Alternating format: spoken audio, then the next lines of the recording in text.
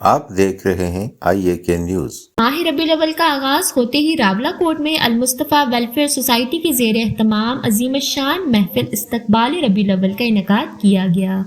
محفل استقبال ربیع الاول کی صدارت ممتاز عالم دین مذہبی scholar professor doctor Abdul Quddus Khan نے کی۔ مرکزی اہل سنت جامعہ محمدیہ غوثیہ میں منعقدہ محفل میں ضلع بھر سے معروف نعت خواں حضرات نے شرکت کی۔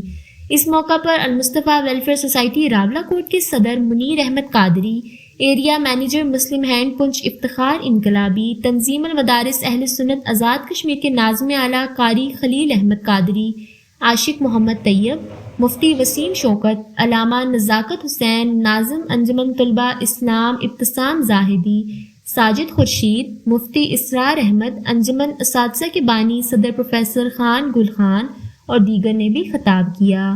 ممتاز عالم دین مذہبی scholar professor doctor Abdul Quddus Khan نے کہا کہ مبارکباد کے مستحق ہیں اہل پنچ جو ربیع الاول کا آغاز ہوتے ہی محفل میلاد کا انعقاد کرتے ہوئے حضور نبی کریم صلی اللہ علیہ وآلہ وسلم سے عملاً محبت کا اظہار کر رہے ہیں۔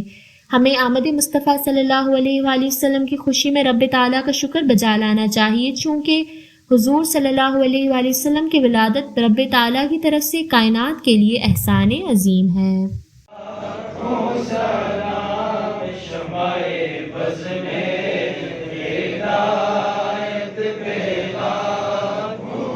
دیکھتے رہیے IAK نیوز۔